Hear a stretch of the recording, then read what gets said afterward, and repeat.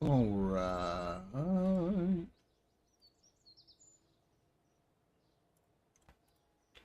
We're back now, and it looks like it should be working better.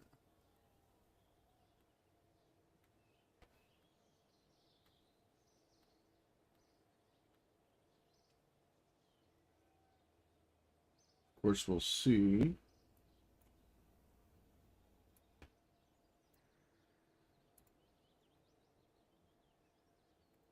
Let's have a listen.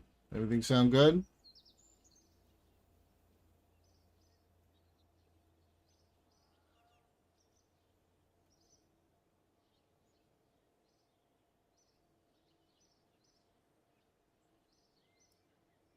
Can you all hear me?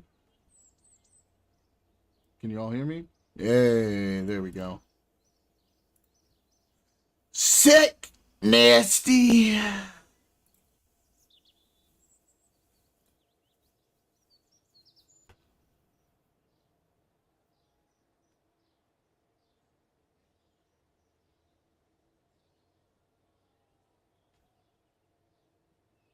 Yeah, there was something going on with my connection there, but looks like we good now.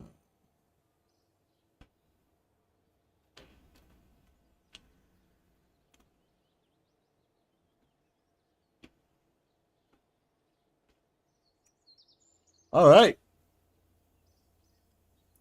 Back into this food review.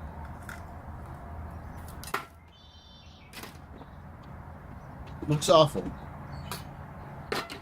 This is terrible. Does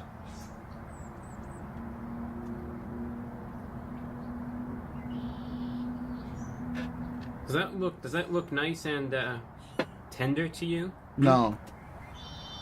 Listen. The Taco Bell crispy nuggets you don't get for the tender chicken. You get for the fried outside. The chicken is barely there. It's tough as shit. And it's not very good. But that batter, I personally like. What about this one? Maybe this one's gonna be better. I hope so.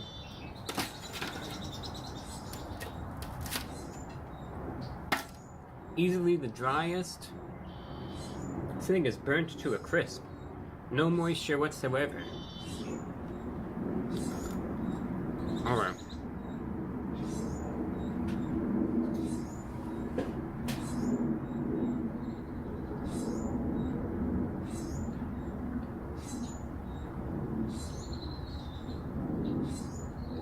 This one is dry, but it's edible at least, which is good. That's a step in the right direction.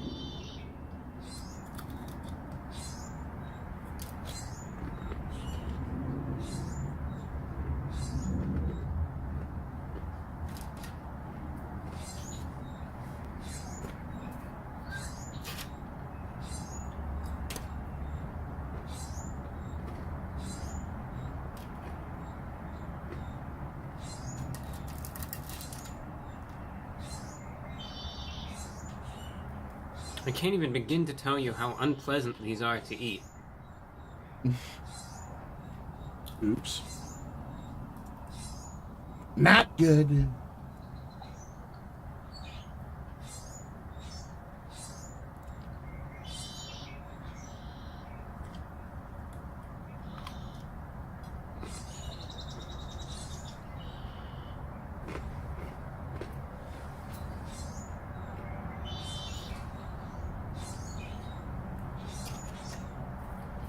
Alright, so of 3 I sampled, which is 3 of the 5, one was so overcooked and dry, it's totally inedible. And the other 2, half of the nugget was also extremely dry, but at least possible to be chewed, whereas the other one was nearly like teeth-breakingly hard and burnt, and they all have this burnt sort of flavor to them, which is probably the oil, though granted these things are also devoid of any moisture whatsoever and are hard as a rock. And then the third one had like a little bite that was kind of normal, but then the other end of it was just as bad as the rest.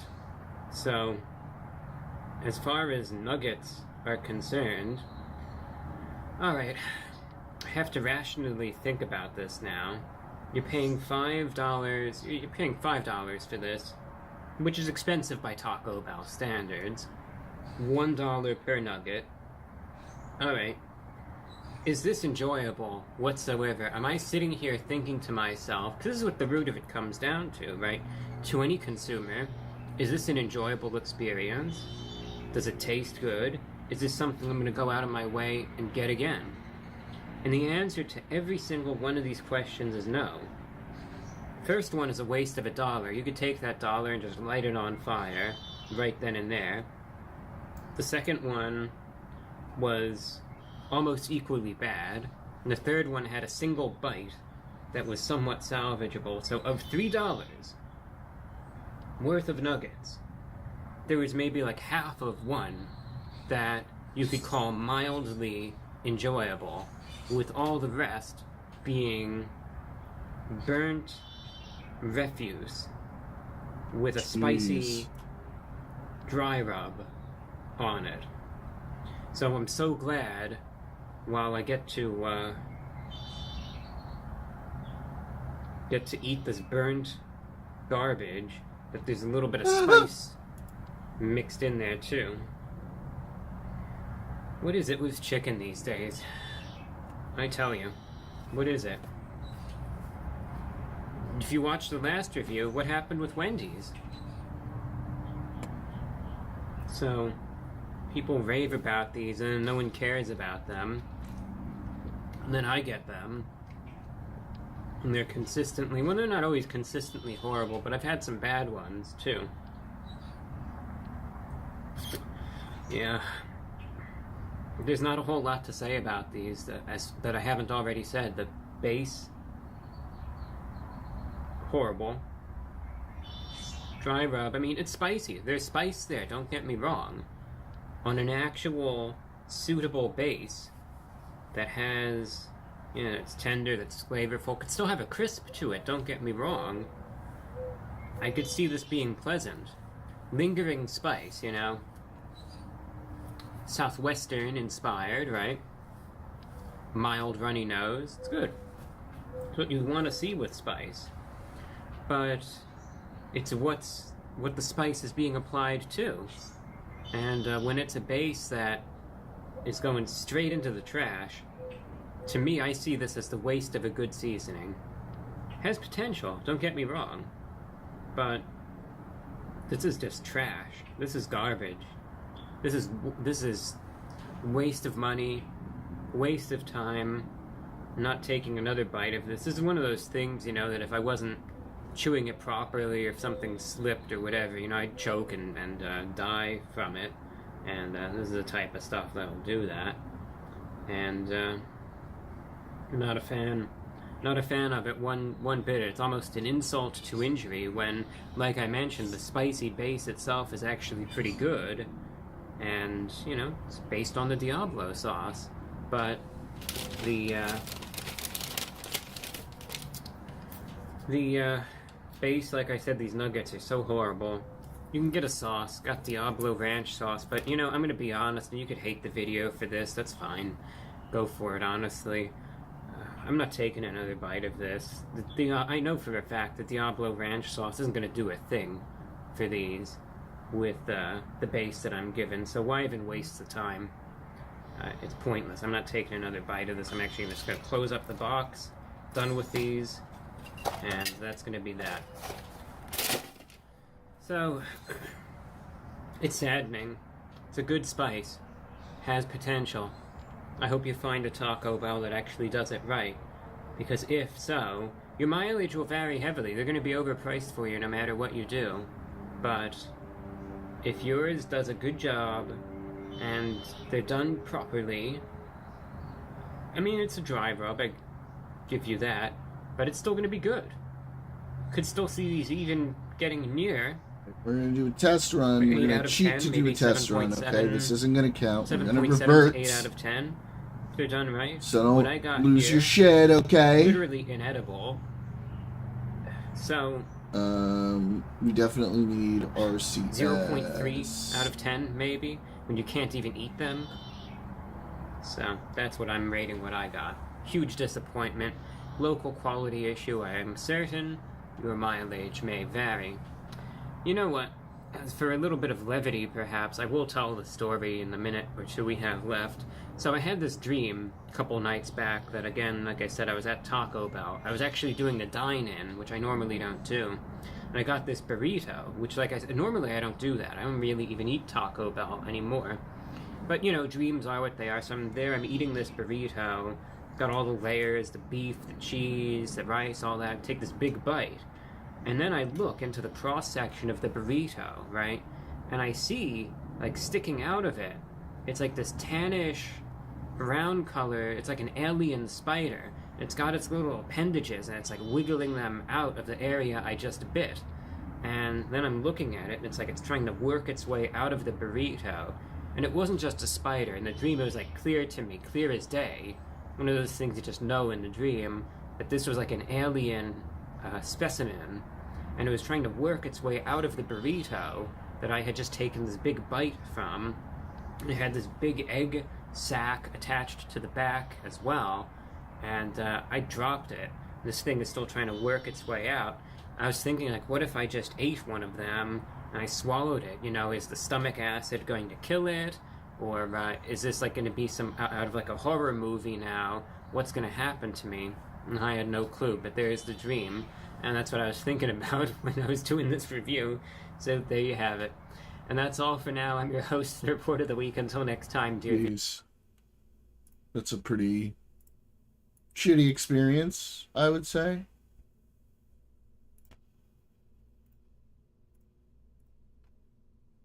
What else we got?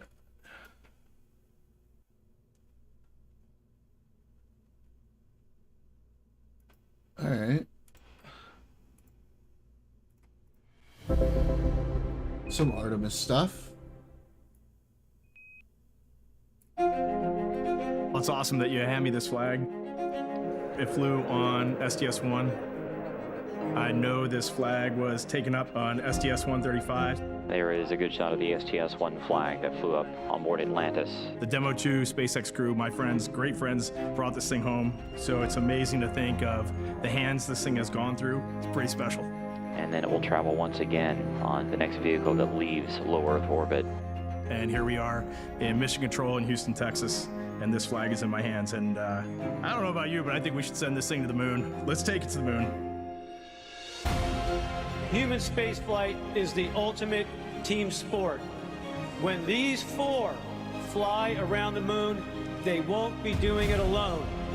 They're part of a team of astronauts, engineers, scientists, trainers, a team of support working around our country and around the globe, ready day and night. We will help them carry the incredible weight, and it's a heavy one, now laid on their shoulders, because we go together for all humanity. For all mankind.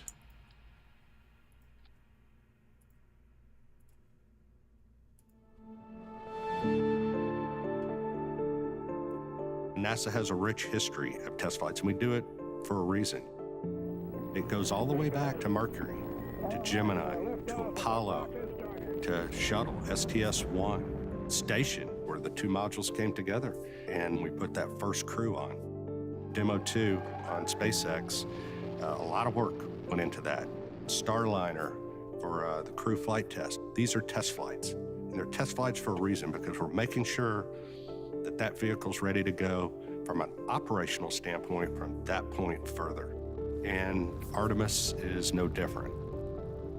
NASA was established to undertake big, bold endeavors in air and space, to undertake the near impossible. The next up is America's return to the lunar environment. What we learn from that mission is going to help enable America's return to the lunar surface. When we arrive to the moon, we're there to stay. Our mission calls for 4 names. It's difficult to pick just 4 From a group that by its very definition attracts the best and the brightest that humanity has to offer, as humanity looks to find its place among the stars. My name's Norm Knight. I'm the Director of Flight Operations at NASA Johnson Space Center. Well, let me tell you a little bit about what flight operations does.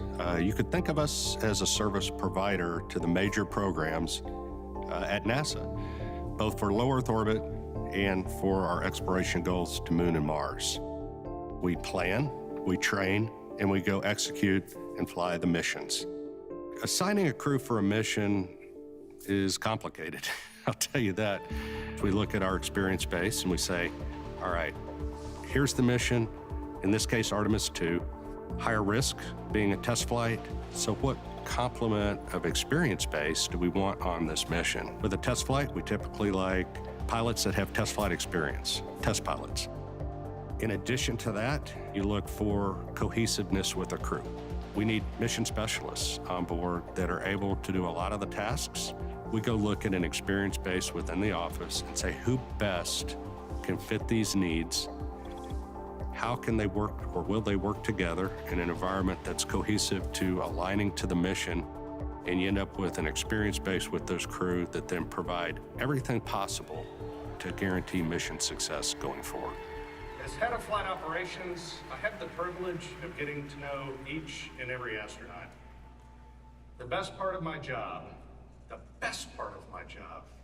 is that I'm surrounded by people who inspire, who give hope to those that might follow in their footsteps. I want to thank you all for sharing in this moment today, and thanks to our crew, Reed, Victor, Christina, and Jeremy, as they get ready to embark on this journey. It has been an amazing journey the last 2.5 years. We have just built a tremendous amount of trust between the four of us. This crew cohesion, we're at the point now where we are ready to go fly. For us, Artemis 2 is about much more than just going back to the moon. It is about the pursuit of excellence. If you want to go fast, go alone. If you want to go far, go together. And we are going together, and our mission success is built on handing off a starting point to Artemis 3 that sets our country and our partners up to go back to the surface of the moon. Sending machinery around the moon, beautiful machines, is a challenge. Adding humans takes it a giant leap forward. And there is a lot of work that goes into integrating people into the system. This is a very serious endeavor. This is absolutely a test flight. The last time we launched was more than 3 years ago. It did not have crew on it. It was not a completely like-for-like spacecraft on top of the SLS architecture. We basically invented all of the training for the Orion spacecraft. What up, Kiltrosity? I am a liberal. I am not a now communist. We're in the middle of giving all of that information to the crew to prepare them for the launch. For me, the heart of Artemis 2 are the individuals, the people that are on board that Orion capsule. They are going to represent us as humanity going out into space on this incredible journey. And to me, that's the real piece there, is the human element. I'm Reed Wiseman, a NASA But yeah, astronaut like, and there's commander of the anything you want Artemis to talk crew. about, go for it. I guess if I'm going to answer who I am, first and foremost, I'm a dad. I was a pilot in the Navy. I'm an astronaut.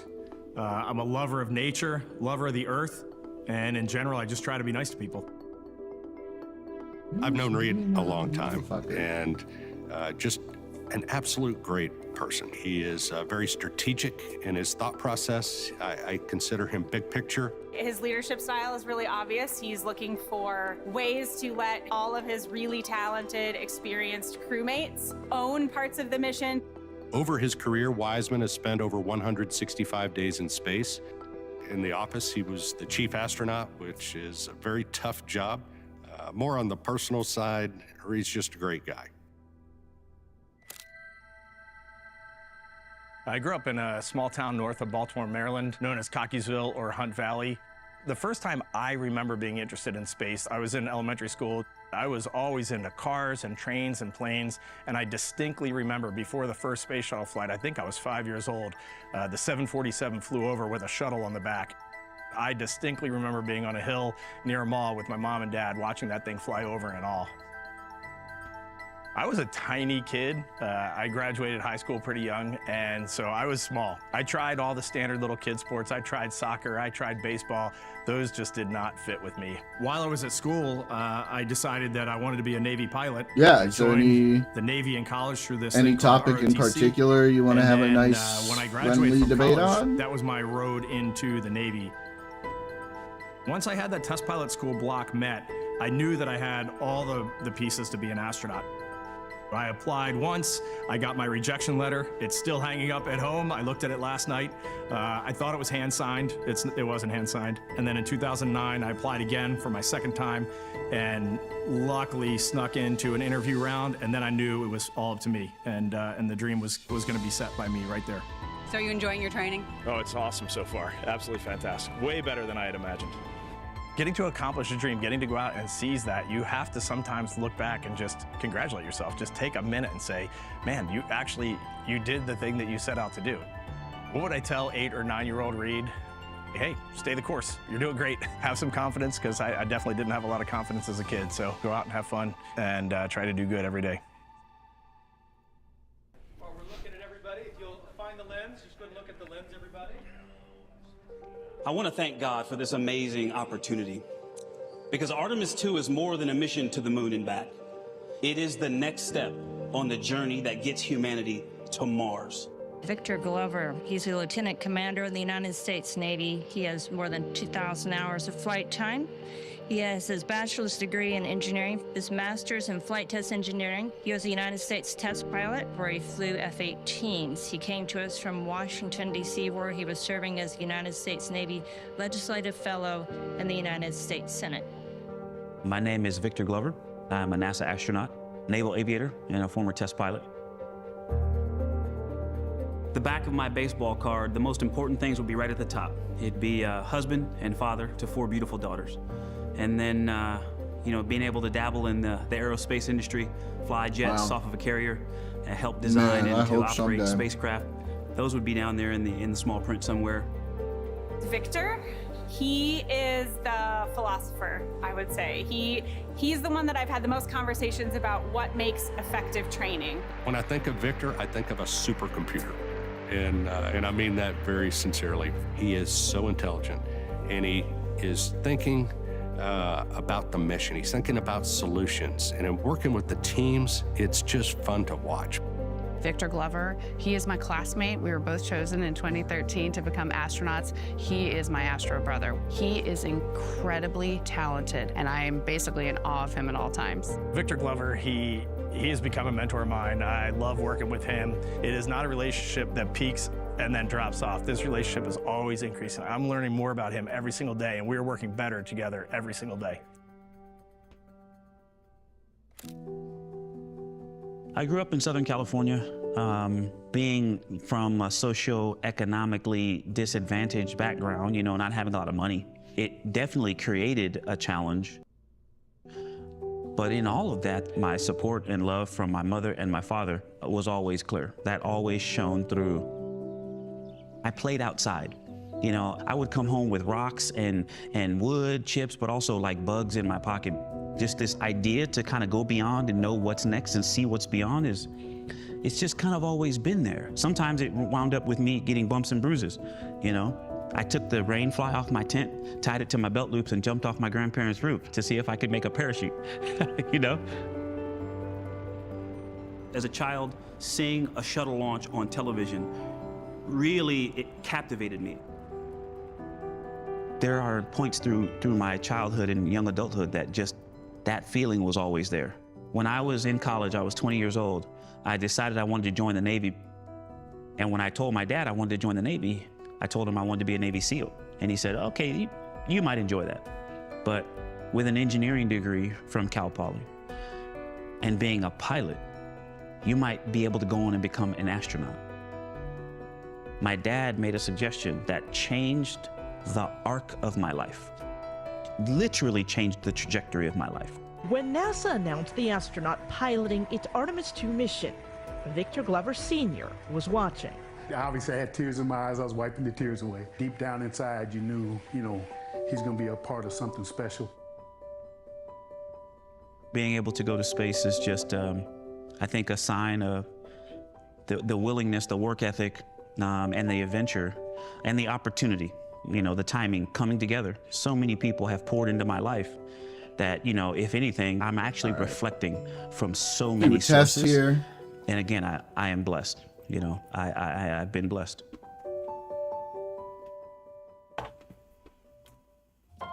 Look at this picture. Oh, yes. You were in space camp. I was. How old were you? Do you remember? Probably middle school. And look at you now. She has a Bachelor of Science degree in Electrical Engineering from North Carolina State University, a Bachelor's in Physics, and a Master's in Electrical Engineering. She's also done some interesting expeditionary work, so please welcome Christina.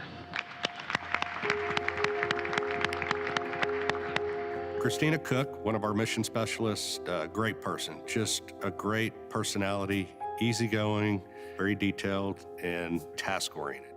She is the person that makes sure that everyone walks away from some training with the right understanding. She speaks up and asks the question, and then usually the whole room is like, yeah, I had that question too. Christina, she brings a science mind to these activities. I'm so excited that she has the chance to go to the moon and help lead the science as a whole. First, she's just a great person. And then second, she is really outgoing, outdoorsy human being. So she is always off doing something that I wish I was off doing. Her background as an explorer and someone that just, lives to explore and loves life and adventure. Space, she's a natural.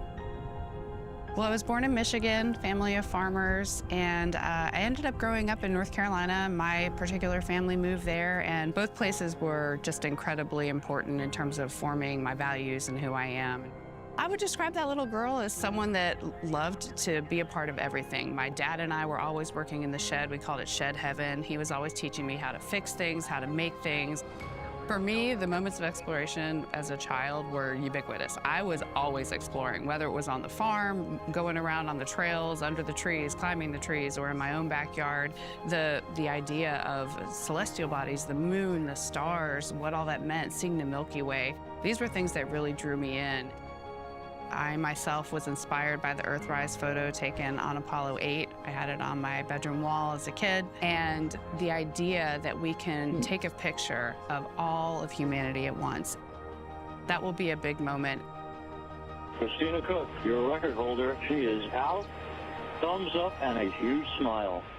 She returns to Earth as a record holder, the single longest stay in space by a woman. What advice would you give to a girl my age who wanted to become an astronaut when they grow up? You know, I did have those conversations where small kids were surprised that I was an astronaut because, quote, I wasn't a guy, I wasn't a man. And for me, that sort of set the bit that it was important to demonstrate by representation that anything is possible for anyone who has a passion and who's willing to work hard to achieve that dream. To see that tide changing and to recognize that we can affect that change by the decisions we make to go by all and for all is really inspiring for me. A Canadian is going to the moon. That makes me smile when I say that. I know Canadians could not be more proud. Proud to have for the first time a Canadian astronaut who will travel to deep space as part of the Artemis II mission. I'm Colonel Jeremy Hansen, an astronaut with the Canadian Space Agency. Jeremy Hansen, a Canadian F-18 pilot. He hasn't had an opportunity to fly in space yet. I really look forward to him being able to see his home planet from space for the first time after his 15 years of training. It's interesting because when I think of Jeremy, while he's a rookie, I don't think of him as a rookie. And that says a lot about Jeremy. He's very prepared. He's a quiet, confident leader. He is maybe the thinker or the observer of the crew, thinking about the technical aspects of whatever we're learning. So he'll have some really insightful comment or just some really great piece of humor to add at the end. He's one of the funniest human beings that you will ever met. He is dry humor, and his timing is absolutely impeccable. You know how many times I show up to an interview and then I watch them make the tripod taller? Just about everyone. But the other neat thing about Jeremy that a lot of people don't get to see is he is incredibly creative. his creativity in making this spaceship like a playground and actually knowing it for its fundamental capabilities could potentially save our lives on this mission. I've definitely spent some time contemplating my first launch to space, and the first thing that comes to mind for me is what I'm going to feel like the day before. I imagine I'm going to be very pensive the day before. I'll be leaving the planet. I'll be leaving my wife and 3 children behind on the planet. I know what's going to happen the next day is risky, but I also know from my operational experiences and flying and challenges I've faced that when the day comes and it's go time, I'll be fired up and I'll be just firing on all cylinders, riding that rocket to space. I grew up on a farm outside of London, Ontario, and just had a great childhood.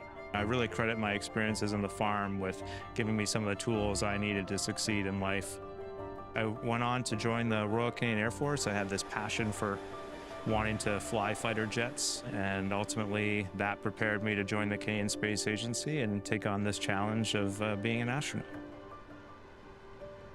It is kind of full circle for me flying out to the moon on this mission, because when I was a young Canadian, I did see an image in Encyclopedia A under Neil Armstrong of humans standing on the moon. I looked at that image so many times through my childhood. It was on the bookshelf at home, and I started just thinking about being a space explorer.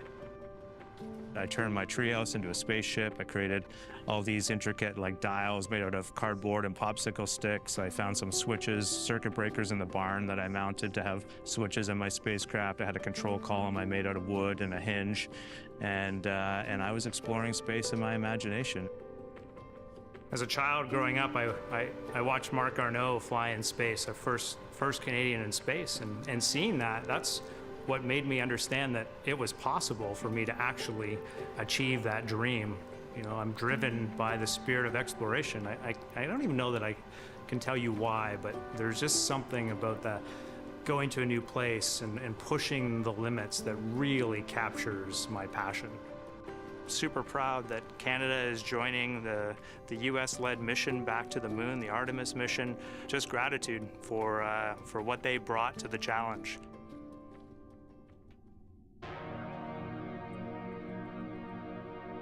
The moon is like a Rosetta Stone for understanding the entire solar system and where we came from as a result. I used to stare up at the moon. I was just fascinated by that image, that consistent image, and try to imagine what it might be like up there. Just thinking kind of on a mental journey, like I'm just taking this spiritual flight through the cosmos. But there was just this interesting and significant connection with the moon. Everybody around the world has looked up at that exact same moon. The same side of the moon is always facing Earth, and we are always looking at that same picture. Some people are dreaming of it. For some it's a religious symbol, a spiritual symbol. For some it's a calendar, but we are always all looking at that same moon. It's one thing that every human has in common. That thing that looks so far away is going to be right up close for us. There's this human aspect of flying out and seeing the moon up close. That's going to be truly extraordinary. But then think about seeing the Earth from the perspective of the moon. To have the moon in the foreground and the Earth rising around the side of the moon is just an extraordinary thing to imagine. This is the stuff we dreamed of when we were kids, and now it's becoming reality. It's not becoming reality, it is reality.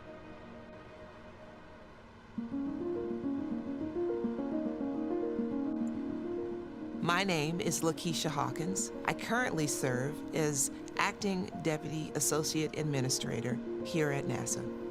We lead the agency's efforts for human exploration to the moon and to destinations further beyond the moon.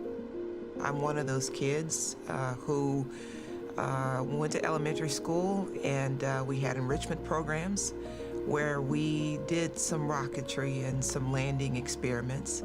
I remember them rolling the TV cart into the classroom, allowing all of us to watch shuttle launches and landings. We were also sitting in front of the TV during the Challenger incident. That was impactful to me. I was one who wanted to explore, but I also knew that there was risk, and I wanted to be able to help others do so safely. And so that's always been in the back of my mind. Test flight means extra risk, even more when you're flying to the moon. How much more dangerous do you personally feel going into this mission compared with your previous space flights or other high-risk endeavors? And how are you and your families dealing with it? I have a family. You know, I'm a husband and a father. And so my family, we're preparing the same way. We talk about everything. We talk about how we're feeling and work with them to prepare as much as I train. It's very exciting to fly crew, but it's also daunting, right? Because these are people who have families, moms, dads, kids, you know, dreams, aspirations, and they're putting their lives in our hands. You know, I look at this one as failure is not an option. That's kind of cliche, you know, but I was part of the Columbia accident investigation, and I've always remembered that. I think one of the biggest things that my leadership team and me have to overcome is the arrogance and the complacency that comes with the success that we have had, and to make sure that we leave no stone unturned. We all understand there's heightened risk with, that's the biggest thing. To put it simply, there's increased risk with a test mission because you have never done that before. I already knew going to the moon was hard. Administrator, you talked about it. Kennedy talked about it. That's why we're doing it. I already knew it was hard, but boy, it's harder than I thought. Spaceflight's not safe. Spaceflight's not safe. It's risky. You anticipate issues in cases of test flights that you work through. You've done everything you can, but again, it's a test flight. You're doing it for a reason. And so the challenge of that, and what sparks me about that, is this gives us a chance to really show what we've got and really show our ability to challenge ourselves. It has been a long, long time since we have sent humans all the way out to the moon. This is new for myself to experience spaceflight like this, and I think new to a lot of the world, so it's really exciting. My name is Jackie Mahaffey, and I am the Chief Training Officer for the Artemis II mission. My grandfather went to work for North American and Honeywell on Apollo control systems. So flying to the moon is a little bit in my blood, and after an aerospace engineering degree, I made it down here to Johnson Space Center. I started off as a flight controller and mission control. Everything I did was new things. It was inventing and developing, and so in the training world that I'm in now, it's the same thing for me. This is indeed a unique training flow. What's unique about this are the aspects of going deeper into space. In addition, the way that we have to communicate. Obviously, the spacecraft is new and different, but what is the same is the teams that we are utilizing in order to be able to develop this training flow. Most of the team here at Johnson Space Center have had some experience with the space shuttle and training crews for space shuttle missions.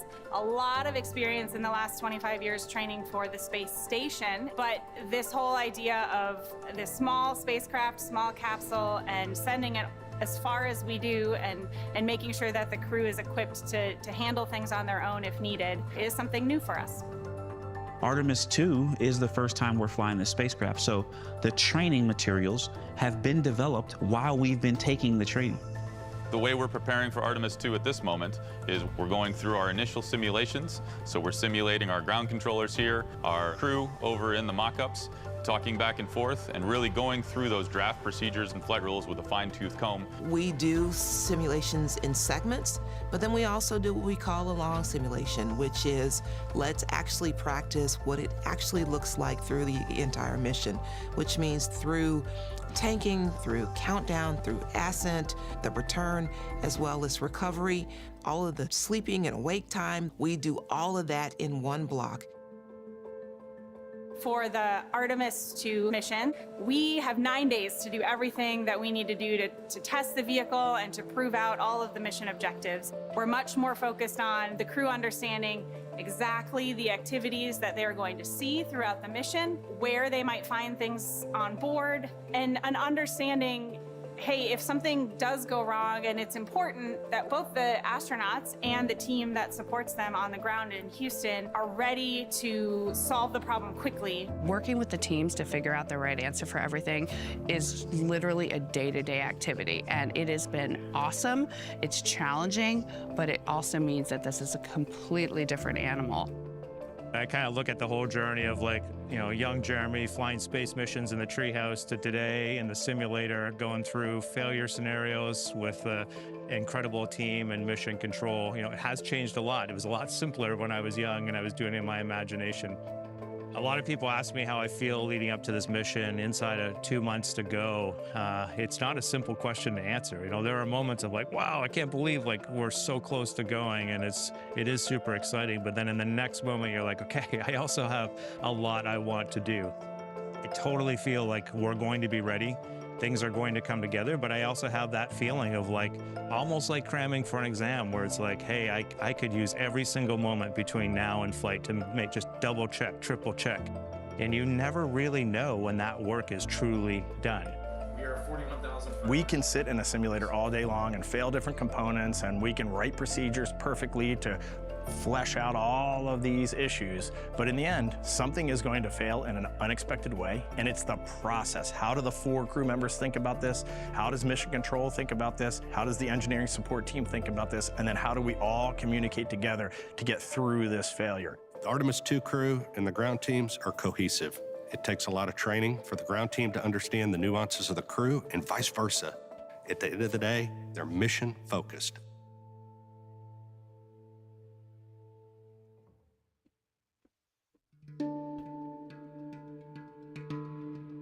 The Artemis II crew, in advance of the mission, have gotten to help trailblaze a couple of the training pieces that future crews that are going to be landing on the moon will get to do.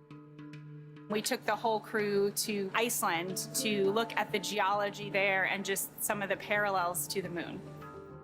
We are here in Iceland training astronauts and training other Artemis personnel in field geology.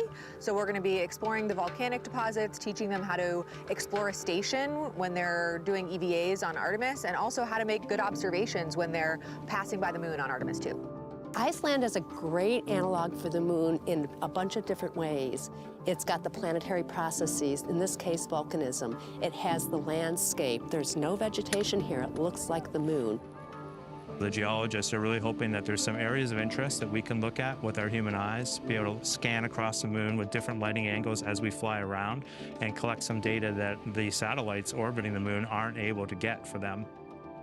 For Artemis II, our goal is to really advance our understanding of what's going to happen to the human in the deep space environment.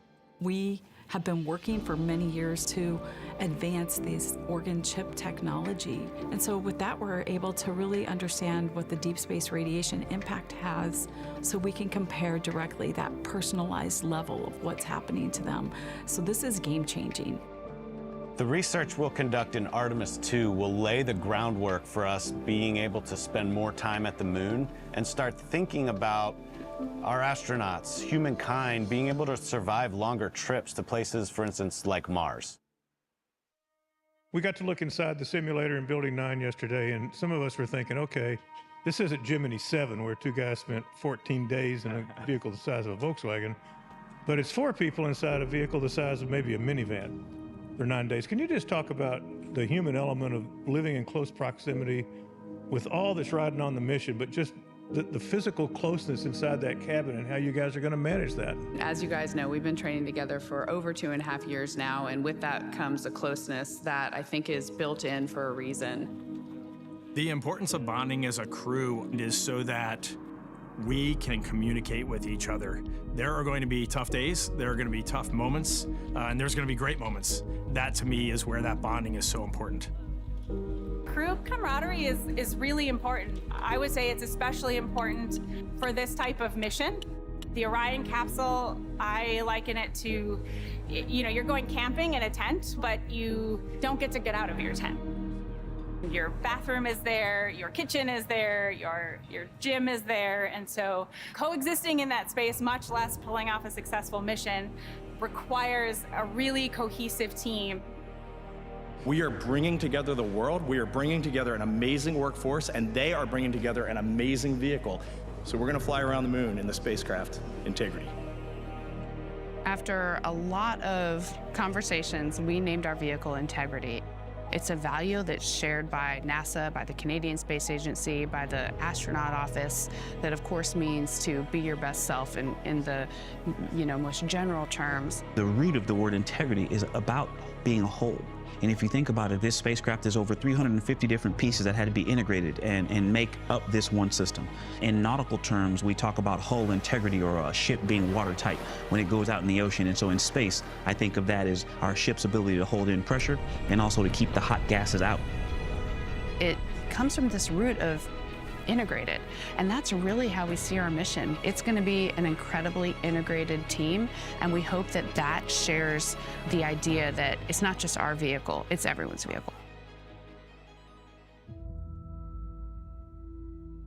Honestly, I just hope Artemis II is just a part of the celebration of this nation over the next 365 days. I know these milestones are big for the public. They're going to be huge for the nation, and I'll just be proud to be a part of the 250th anniversary of America. NASA is incredibly excited to support the Freedom 250 celebrations, part of America's 250th birthday. I can't think of anything grander than America's return to the lunar environment. This mission means everything to me. I'm so encouraged by it because I see it opening the door for why I'm at NASA, and I think everyone else is as well. What I want to say to the men and women that built this Artemis II vehicle, simple, thank you. We've been around the world, we've been across our nation, we have seen the attention to detail, we have seen the workmanship, the craftsmanship, and it is a beautiful thing to behold. From Europe, ESA and Airbus building the service module, to the team in the Netherlands that integrated the solar arrays, to the folks at Michoud and Kennedy and Armstrong that have worked together to build this system. Integrated, again, integrity, that have worked to give us integrity. We want to do our part because we know you've stepped up and done your part and continue to do your part. What I would want to say to anyone that has contributed to the Artemis missions in any way is just so much admiration and respect for you. You nailed it. You crushed it. We are doing this together because of your hard work, because you thought outside of the box, because you didn't give up. So I will just say congratulations on Artemis II. Reed, Christina, Jeremy, Victor. First, I just want to say thank you. Thank you to you and your commitment, your sacrifices, all of the training, all of the planning, all of the time that you've spent preparing. Thank you to your families for allowing you to participate and to be the inspiration of an entirely new generation. We are with you. You represent us. When you get to the other side of the moon and you look back, I don't want you to feel alone. I want you to know that there are thousands of us that are crowded inside that Orion spacecraft right with you. I want to express immense appreciation for the workforce. I also want to express my appreciation to the NASA pioneers that have given us the knowledge and the tools and the foundation to be able to embark on a mission like Artemis II for our return to the moon and beyond. To the four of us sitting here, the measure of success for Artemis II is seeing our colleagues on the lunar surface and then seeing people that are following in our footsteps walking on Mars and coming back to planet Earth. We are here to push forward with human exploration, open doors that have never been seen before, being able to take dreams and visions and turn them into reality. We are going to carry your excitement, your aspirations, your dreams with us on this mission. Artemis II, your mission. Hell yeah.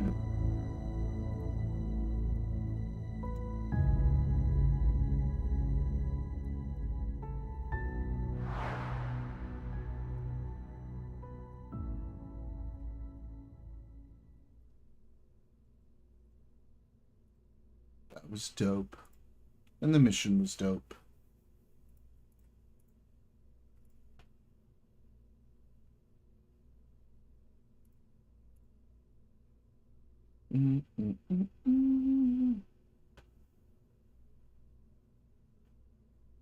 What else? else we got? What else do we want to watch on this last stream? Oh.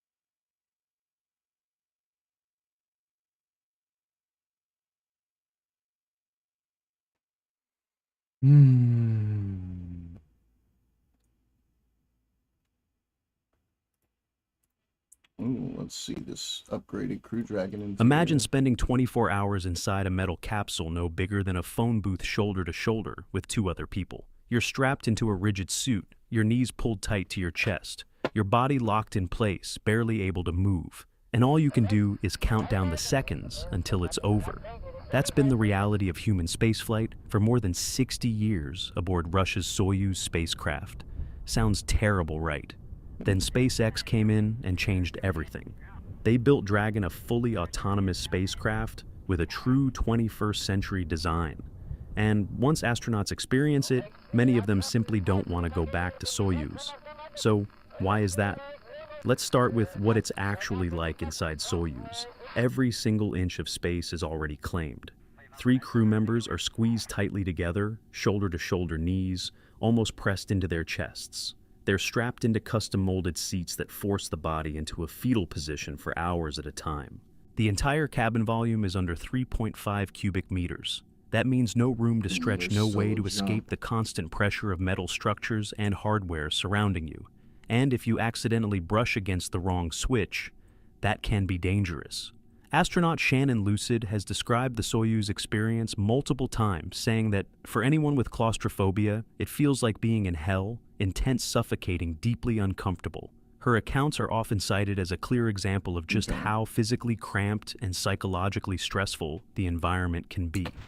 Now, the space shuttle was a step up. It offered more room, but not necessarily more freedom. The cockpit was packed with over 400 switches, dials, levers, and analog gauges. Every single component mattered, and every single one introduced another potential point of failure. The wiring alone weighed over 1,000 kilograms, running behind panels and beneath the crew's feet. Operating the shuttle felt like living inside a machine built for systems, not for humans. It was a cockpit where every surface demanded your attention, and every moment was spent managing checklists or scanning for a blinking light. It was so overwhelming that even veteran astronaut Chris Hadfield once said, "In the astronaut business, the shuttle is a very complicated vehicle. It's the most complicated flying machine ever built. And that's not even counting the launch phase. With the solid rocket boosters firing, the ride was incredibly violent, intense vibrations, heavy shaking, the kind that made people close their eyes and just hope for the best. And honestly, that fear wasn't irrational. The shuttle's history includes more than one major disaster. Overall, neither Soyuz nor the space shuttle earned much praise from the people who flew on them. What you hear more often are complaints. For decades, that was simply the reality of human spaceflight endurance, not comfort. But missions kept getting longer, more complex, more dangerous. And if those outdated designs had continued unchanged, you have to wonder how many astronauts would still hold on to their passion when every flight feels like stepping into uncertainty. Then SpaceX arrived and changed the equation. They introduced a new kind of experience, one that astronauts actually deserve. And for the first time, a spacecraft interior was truly designed around the people living inside it. The Crew Dragon cockpit marks a clean break from everything that came before. Take a look. The dense control panels that once required near Einstein-level training to master have been reduced to just 3 17-inch touchscreens, each one about the size of a desktop monitor, now handling almost everything: flight control, life support, navigation, communications. Commands that once required physical switches can now be executed with a simple tap or swipe. But the physical world hasn't disappeared completely. Around 30 tactile buttons are still there, each one hardwired for the most critical functions: emergency abort, power cutoffs, manual override. Interestingly, SpaceX initially didn't even plan to let astronauts interact with the touchscreens. The idea was to make flying on Dragon feel more like riding in a space taxi, not driving it. But NASA pushed back, and that decision was reversed, giving astronauts full control when needed. If the software ever runs into trouble, those physical buttons become the final line of defense. To put it in perspective, for every single button on Dragon, the Space Shuttle had more than 10, and Soyuz had nearly 30. This is a leap towards simplicity that almost feels mathematical, and it's more than just aesthetics. It's a philosophy, a bet that software can handle 99% of the workload, while hardware is reserved for the 1% where failure is simply not an option. NASA's evaluation and certification confirmed it. Crew Dragon is operated 99% by software. The remaining 1% is protected by a very small set of critical physical switches. Elon Musk calls this approach progressive disclosure, a smart way of layering information. The most important data is always front and center. Everything else stays hidden until it's actually needed. The result is a cockpit that dramatically reduces cognitive load. Instead of constantly scanning thousands of switches and analog gauges, astronauts can now focus on the mission itself. Crew Dragon redefines the role of the astronaut. No longer a mechanic managing every detail, but a decision maker. Someone who trusts the software to handle routine operations and steps in manually only when it truly matters. Doug Hurley, a former space shuttle astronaut with years of experience, shared his first impression of stepping inside Crew Dragon. He was used to the shuttle cockpit where information was scattered everywhere and every switch demanded constant attention. But inside Dragon, everything felt completely different. He described the experience as totally different than Shuttle and called it a very pure flying machine, smoother, quieter, and far more refined. For him, the difference was immediate and deeply personal. And then there's Soichi Noguchi, the only astronaut to have flown on all three, the Space Shuttle Soyuz and Crew Dragon. When asked which one he preferred, his answer was immediate. The Dragon is the best short answer, he said. I feel Dragon is really ready to go up. It's really fun to ride, and 2 days in Dragon is really remarkable memories. That kind of praise is something you almost never heard in human spaceflight before. For decades, every mission carried a sense of tension, even fear, and now astronauts are talking about it like it's an experience they actually enjoy. Because flying on Dragon feels like stepping into a completely different world. Gone is the constant clicking of mechanical switches. In its place is an environment that feels quiet, clean, almost intuitive. What surprised Noguchi wasn't just the technology, but the way the entire system seemed to anticipate what he needed. And it's not just the controls. The interior itself plays a huge role.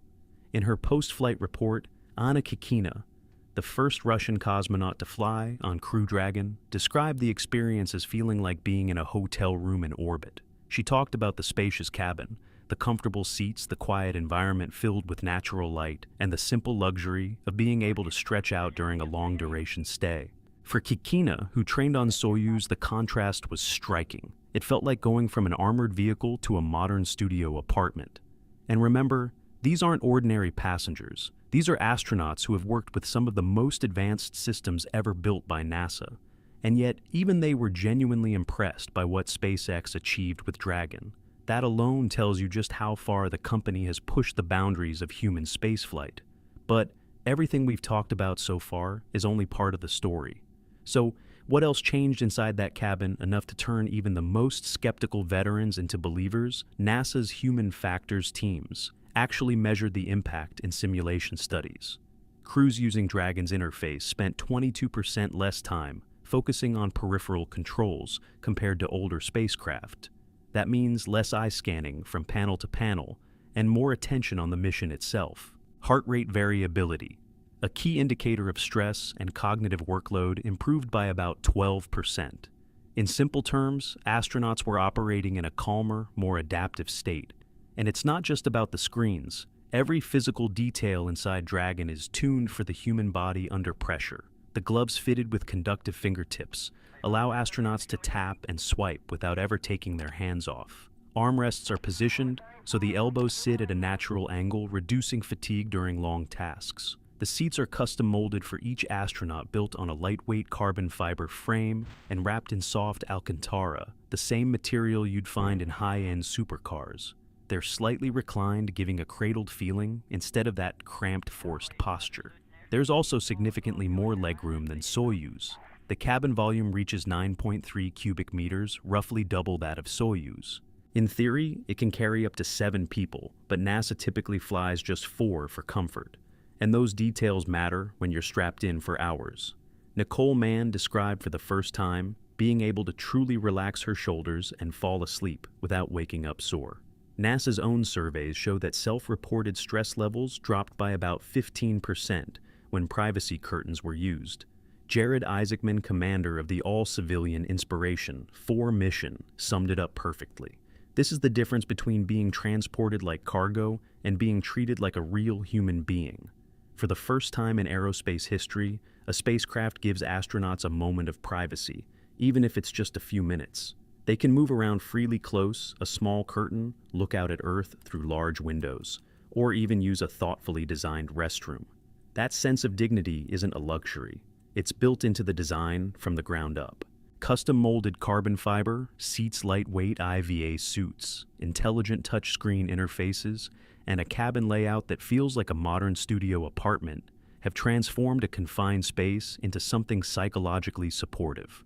Psychological comfort is now a real engineering parameter, just as important as any mechanical system on board. Inspiration 4 proved something powerful. Ordinary people can adapt quickly, thanks to intuitive controls and a cabin that feels warm and approachable, not intimidating like a traditional spacecraft. That environment builds confidence and a sense of control over the mission. Polaris Dawn is pushing that boundary even further, adding nearly 40 advanced research experiments from high radiation studies to EVA technologies without making the cabin feel cramped or cluttered. Today, civilian astronauts are no longer passive passengers. They train and fly on Dragon as active participants, interacting through touchscreens and human-centered systems. The ripple effect is already clear. What began as a bold experiment in comfort and usability is quickly becoming the new standard for crewed spacecraft design. NASA is already learning from it.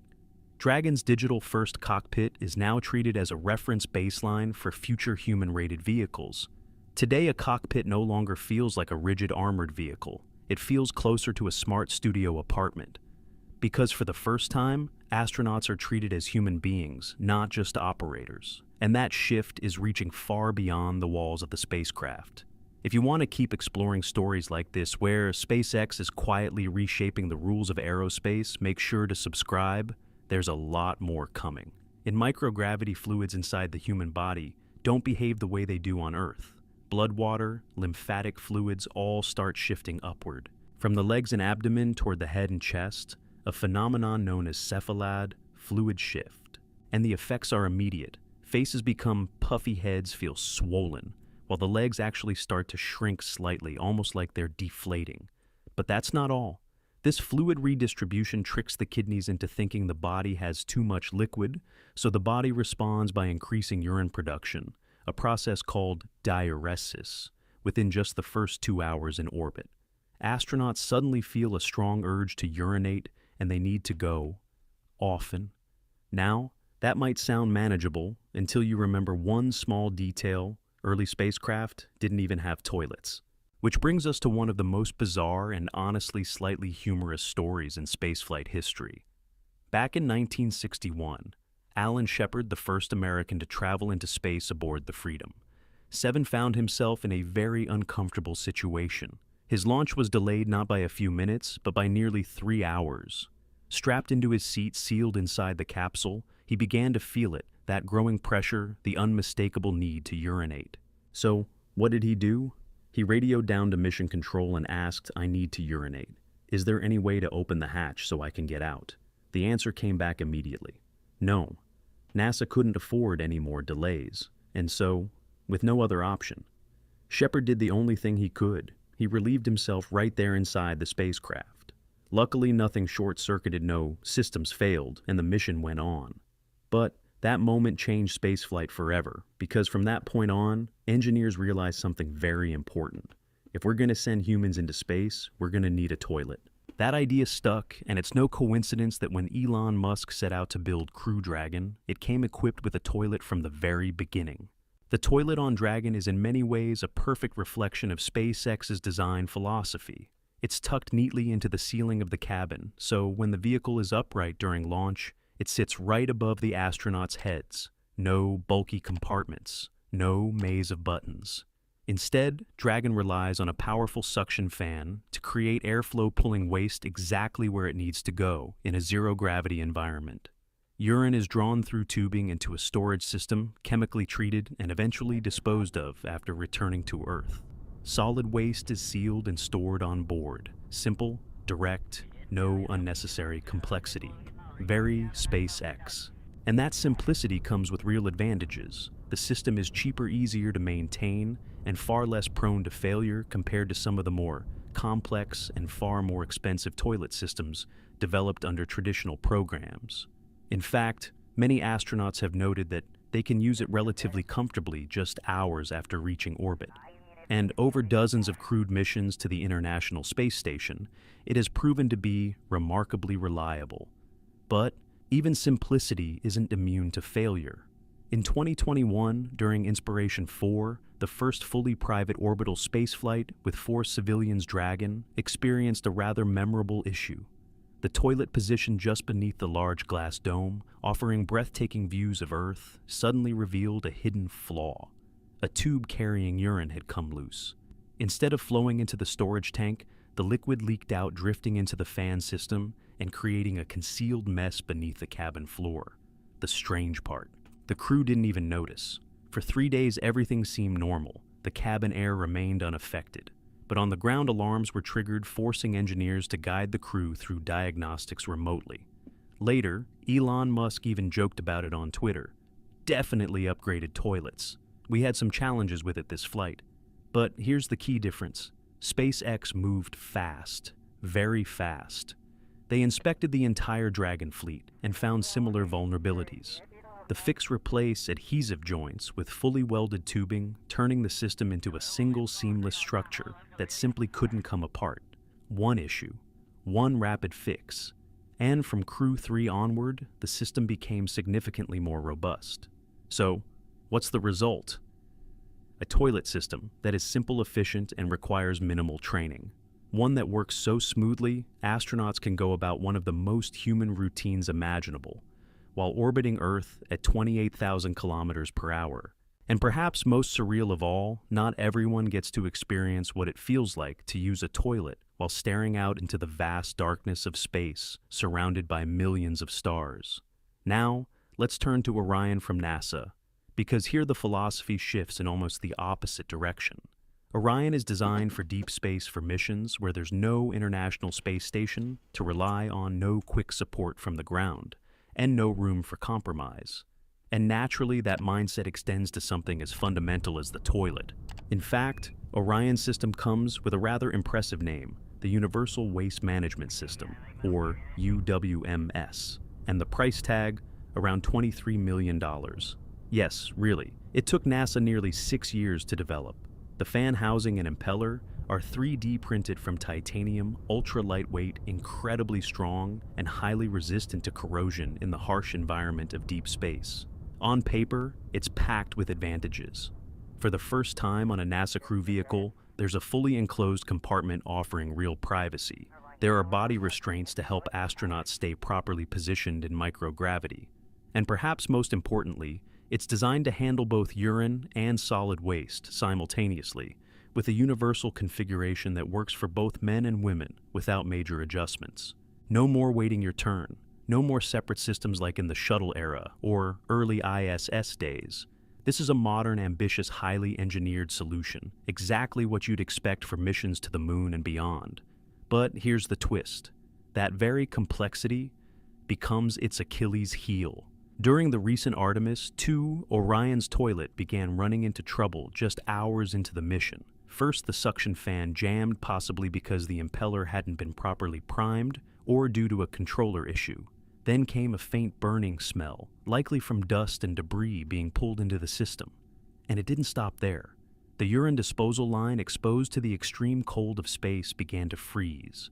Instead of being expelled, the liquid froze inside the tubing and storage system, creating a blockage. So, what happens when your high-tech space toilet stops working? Halfway to the moon, astronauts had to switch to backup systems' collapsible contingency urinals. Not exactly the futuristic experience you might expect. Meanwhile, engineers on the ground worked through the problem in real time, even instructing the crew to rotate the entire Orion spacecraft to let sunlight warm the frozen lines and thaw the system. It worked, partially. The solid waste system remained operational, but urination became a much more complicated task. And this is where the contrast with Crew Dragon becomes impossible to ignore. On Dragon, the issue was messy, but contained and quickly fixed. On Orion, the problem was more disruptive, more persistent, and far more concerning because it happened during a long-duration mission heading toward the moon, where there are no repair shops, no quick interventions. Astronauts suddenly found themselves not just as explorers, but as on-orbit plumbers. And whether they got a pay raise for that, well, that's still up for debate. But perhaps the biggest takeaway is this. More expensive doesn't always mean more practical. More complex doesn't always mean better. Sometimes the simplest solution is the one that works. So now I'm curious when it comes to real-world spaceflight. Which design do you trust more, Dragon or Orion? Let me know what you think.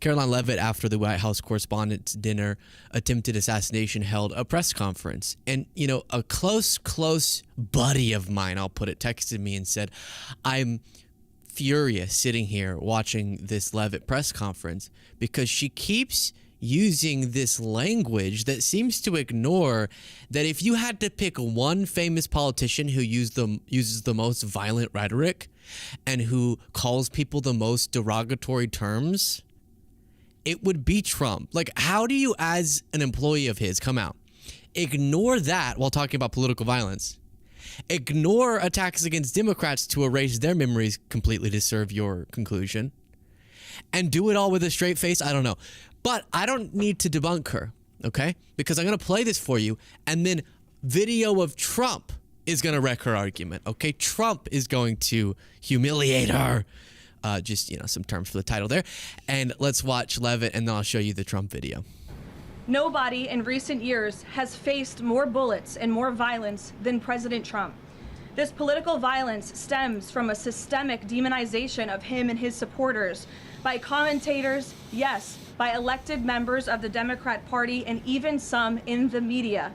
This hateful and constant and violent rhetoric directed at President Trump day after day after day for 11 years has helped to legitimize this violence and bring us to this dark moment.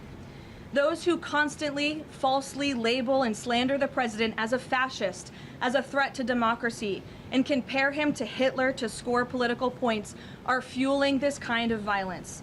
The left-wing cult of hatred against the president and all of those who support him and work for him has gotten multiple people hurt and killed, and it almost did so again this weekend. So let me just, it's so hard not to do it myself. Okay, before I say anything, let me just show you Trump's words, because I'd be curious. She lists off fascist, threat to democracy, comparing him to Hitler. Again, I haven't seen any Democratic politician do that. I haven't seen any politician do that explicitly other than literally J.D. Vance and leaked text. But here is video of Trump that calls into question the authenticity of her argument that it's inherently wrong to use those terms against a politician. They are indeed the enemy from within, but this is who we're fighting. We will root out the communists, Marxists, fascists, and the radical left thugs that live like vermin. Quickest pause to request that you click the subscribe button if you're not already subscribed. It's completely free, and it's the simplest way to support the work that we do. Right below the video, click that subscribe button, and then also, whatever you're thinking or some random statement, drop it in the comments. That helps algorithmically, and click the like button. Back to the video. Within the confines of our country. He's calling his political opponents, which this is very ideologically disorienting, but communists and fascists far left lunatics that live like vermin in our country. So if I say I don't want any violence targeted against the president, and also he is an authoritarian and is degrading our democratic institutions, I'm promoting violence. But if Trump explicitly says the left are vermin and are fascistic vermin at that, little vermin with Hitler stashes living in the country. I can't even, what's a vermin? Some sort of bug? Take this down, right? Vermin. Vermin, do you think anyone has generated a vermin with the Hitler stash? Vermin are pests or nuisance animals, including rats, mice, cockroaches, fleas. So he's calling us a little Hitler mouse. And that is not promoting violence, according to Levitt. The Democrats are sick. There's something wrong. They're like terrorists. The ultra-left-wing liars, losers, creeps, perverts, and freaks who are devouring the future of this state like a swarm of locusts. The radical left, the Marxists, the anarchists, the agitators, the looters. Members of Congress and even former presidents have been openly embracing vile creeds such as socialism, Marxism, and straight-up communism. They're promoting socialists, so he's slurring through that, but you get the point. He said 10 times more heinous language toward his political opponents, and of course a Trump supporter murdered a Democratic politician, Melissa Hortman, not that long ago, and they all just ignore that and say there's never been violence targeted. And so what do I believe? That it's bad when it happens against Democrats, but okay when it happens? No, it's bad across the board. But they obviously don't seem to believe that. And don't forget, not only does Trump say that stuff, but then he literally gives you a pardon and praises you if you did the violence on his behalf. And posts stuff like seditious behavior for Democrats just posting a video reminding service members of the law, punishable by death. That is called a call for death. That's what that is. You can't find anything equivalent. You can't find any Biden post, Obama post, Democratic politician saying death should be the punishment for their political opponents. But that's what Trump said. He also reposted someone saying, hang them, George Washington would. He reposted that, talking about the Democrats who posted that video. So I'm asking for a consistency check here. I'm down to say, let's work as hard as we can to use language that is not escalating the violent tensions, but also accurate. But it doesn't seem that Levitt is, and I'll get back to her press conference in a second. And then remember, Trump celebrated when Robert Mueller died, celebrated when Rob Reiner died, and those things should be remembered.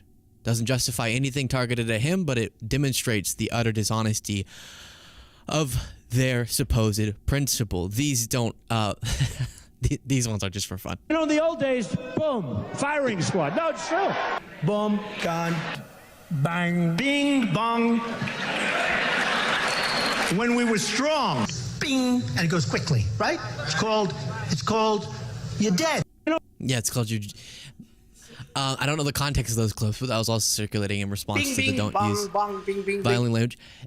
Sometimes people make fun of me because I've shot guns, but they're like, oh, you're a liberal, so you probably just you can't even touch a gun because you're such a wussy and your hands are too small. They're normal size. And what he's insinuating is that if my hands are small, something else is small. Trust me, there's no problem there, right, Mel? I have never seen it. I just do a Russian accent for some reason whenever I'm trying to do Melania. Who knows? But he clearly, for all the flack I get for not knowing enough about guns, which I know plenty, he clearly has never even touched a gun. For him to think the noise a gun makes when it's shot is bing. Okay, look at this, bing. Clearly, he's not exactly the MAGA man that some believe him to be. Similar clip here from Levitt. Well, I think you heard it directly from the president on Saturday night, Aisha, that in his words, we need to recommit ourselves as a country to toning down the rhetoric and to... He's the president. Could he start? We'll follow his lead. Is that fair? Let's go ahead and follow Trump's lead. He tones down, I'll tone down.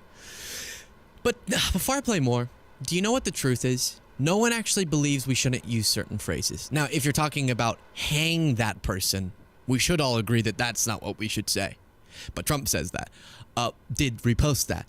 But like, for the most part, when people go, you shouldn't compare someone to Hitler, that could promote violence, or you shouldn't call someone a fascist, or no one actually believes any of the principles they espouse on that. It's not like you should never use that term. Literally, the only disagreement is, are you correct? That's it. If someone attacked Biden and he died, let's say, I would come out and say, I'm sure lies that have been told about him contributed to this.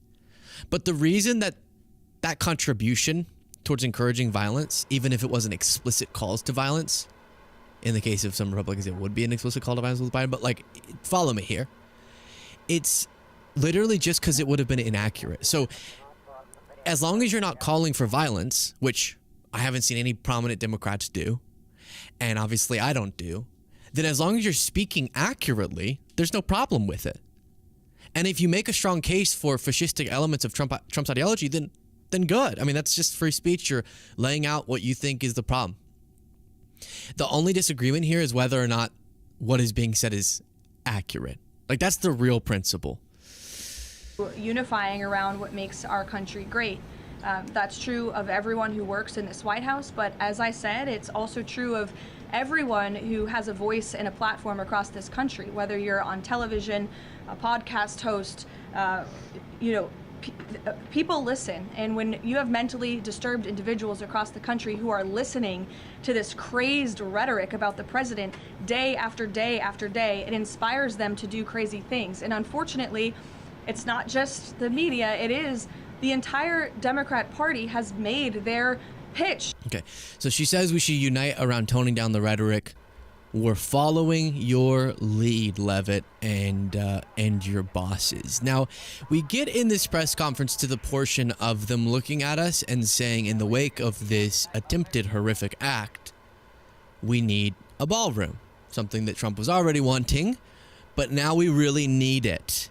The argument goes this would provide a much more secure place for large events that the president hosts with world leaders or whatever. And I'm totally willing to be convinced that there needs to be a bigger space. I hate to be this guy, but when Jade and I got invited to the Biden White House party, it was pretty crammed, honestly. And I was like, really? I've finally made it, and this is the setup I get? It's so crammed that I'm like trying to push through, and I just turn Hunter Biden standing there. And he's like, you want a picture? I don't know how he talks, and I said, you know what? No. I want a cool memory out of this, and I think it'd be cool if I have the story that I denied Hunter Biden's advances. Part of that's true. Some of that story's true. The crammed part's true. Hunter was right next to us, it's true.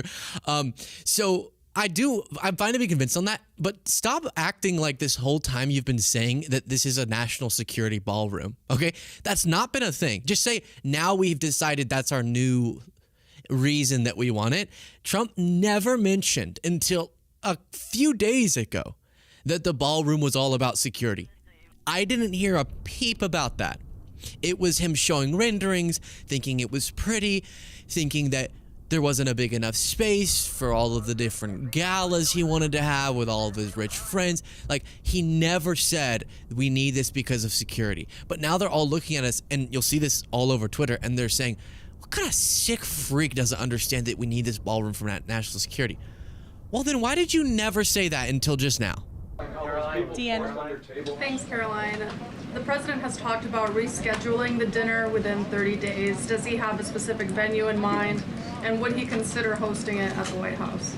Well, unfortunately, we don't have a room big enough here at the White House, which is another point to be made, and the president is absolutely right. It's why the White House Ballroom Project is not just a fun project for President Trump, like you will read in the media. It is actually critical for our national security that a larger, secure building on this complex, which is the most secure complex in the world, is built to accommodate not only large amounts of guests, but also the president. You see what I mean? They're all going, what kind of loser doesn't understand that we need a bigger, secure space? I mean, this is obvious. Okay, I've never heard of this ever until now. So tell me that you're saying a new idea, but like, why are you saying this like we should have known this? You're saying all these decades during World War II, during other wars, they were like all good having their galas in wherever they had them before, wherever it was that we went, wherever they have these events. Again, I get that you want to bouge it up. It's the White House. You know, by the way, whenever Hunter did walk through, we were supposed to be guests. I was expecting royalty treatment. And instead they go, you see like the Secret Service and like, wait, come here. And they just push us all into the library room and close the door because I guess they needed Hunter to be able to walk through without us all standing there. And so they push us. It was either Hunter or Joe Biden. They push us all into the library and then close the door so they can walk without being interrupted. So then I said, but my invitation was from Joe, so he would want to see me. And then I realized they signed the invitation with an auto pen, and he didn't actually want me specifically there. Anyways, so yeah, maybe you could have a bigger space, but all these years, no one ever had an issue. But now it's the most pressing national security concern. And then what's annoying is Trump has advertised about 2 billion times that the reason this ballroom is so wonderful and why he's so fixated on it in a time of war, he's constantly talking about it, is because it's not going to cost the taxpayers a dime. Well, here comes Lindsey Graham saying he wants it to cost the taxpayers $400 million. So a lot of dimes. Yes. And if we fail, we'll have to go to Plan B. Yeah. Some of your fellow Republicans have said taxpayers should not have to foot the bill for this ballroom, that the president should be able to raise private money to fund it. I disagree with them. We're going to vote no. Vote no. Just vote no. This is what I like about voting. If you don't think $400 million of taxpayer money is a good investment to create a secure facility at the White House where the President of the United States, the Vice President, the Cabinet, and people from the public can come and, have a meal and gather without what happened Saturday, then I disagree. This is the number one job of the federal government is national security. The number one job of national security, I think, would be to protect the commander-in-chief and to have infrastructure under the ballroom that is very national security centric. So I don't think, just vote no. That's all I ask you to do. Okay, we'll vote no. But why, you're saying that you want Congress to build it and to fund it. And once again, it's like, why the heck would we not use taxpayer dollars on this? That's so obvious. Well, it was Trump telling us this was the best thing ever because it was not taxpayer funded and it was just his rich friends giving donations, I'm sure for nothing in exchange. I mean, how many times do we hear this? So, and just in closing, I wanted to, you've read a lot, we're building a ballroom. For 150 years, they've wanted a great ballroom at here, even a ballroom, not a great one. Just give me a room, because this is a very small room, can hold very small numbers of people. And they've wanted a great ballroom, and we're going to build the greatest ballroom anywhere in the world. There'll be nothing like it. And you're looking right here at the entrance. This is a knockout panel, exactly where the gold curtains are. And when that gets opened, there's a magnificent walkway that goes into what will be the most beautiful ballroom anywhere in the world. So we did this no charge to the taxpayer whatsoever. This was all donations made. So, as always, I'm trying to check my consistency. Obviously, when Trump announces that he wants to build something and then he gets obsessed with it, and then it's going to be where they host a bunch of wealthy buddies of Trump as they screw over the working class, it's easy to get irritated. Then I'm wondering, would I be irritated if it weren't Trump doing this? Like if Obama said, we're opening the O-Ballroom. The O-Ballroom. I would say, yes, I'm down. I would say yes, I'm down. So I don't know if I principally have a problem with building out the White House, but why the president just did it without getting congressional approval? It's not his building, is wrong procedurally. And then the way that they're all just flipping from this is going to be perfect because we'll not use a taxpayer dollar, and now we actually want to use the taxpayer dollars. And in a moment like this, My producers can see what the next video is that I'm about to play, and they're very confused. In a moment like this, you say to yourself, I miss the good old days, don't you? Do you remember whenever, instead of our discourse being, left-wing accounts saying, oh, it was all staged, right-wing accounts saying, it's a civil war, they all want us dead, the Democratic Party is party murder, and we're at war, and you have a working class betrayal underway, ripping money away in Trump's big beautiful bill from low-income people to funnel it to the top, and you have division like never before. Well, I guess the Civil War, but you have really bad division, and you have all this terrible, and you're stressed, and you're anxious. Don't you miss whenever our arguments, as Biden was just kind of quietly governing over there, were about if woke had gone too far, and if dog shows like this were indicative of that?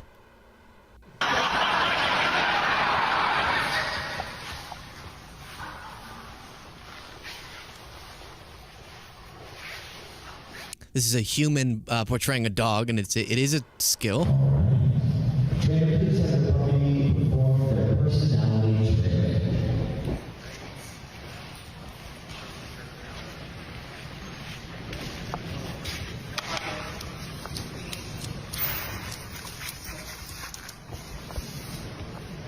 Yeah. I miss it. I miss it. This is what our online debates should be about, not whether or not we're all going to murder each other. You know what I mean? This used to be it. Biden would be doing an infrastructure bill or something and then giving cookies to White House visitors. And meanwhile, online, we were screaming about whether or not this was a threat to our kids, having people dress up as dogs and do dog shows. I mean, that's good form. That's how my golden retriever sits, And I miss when this was the debate. I really do, because I saw another right-wing account post this video. They post it once every other week, and they're like, because they think that this is woke gone too far. But this, that's what. Let me just say it this way: this man imitating a dog has more friends than most of the people tweeting on Twitter. That's what I think about when I see this. I don't think weird. I mean, obviously I do. Let's be honest, but I try not to think weird because I think. This is a community. And right now we have a society that is void of communities. People are all online screaming at each other, not bonding, not licking the buttocks of another dude as you pretend to be a dog. At least they have friends. At least they're out and about. They're having a time. And if that means you're eating out of a dog bowl before grooming each other with your mouths, then so be it. But at least they have friends. And at least they're socializing. And I'm just trying to encourage people to get back involved in their communities however they can. However they can, right?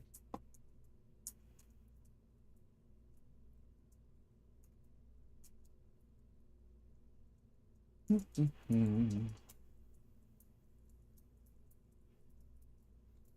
just going to grab one more thing and then end the early stream.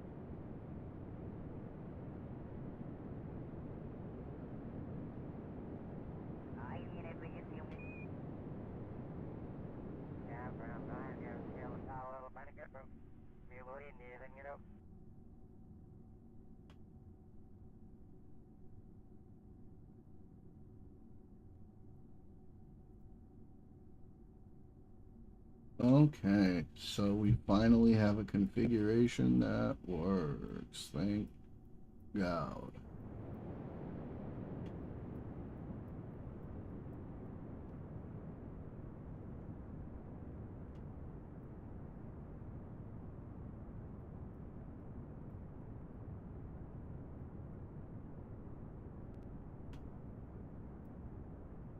Oh shit. Stop wobbling.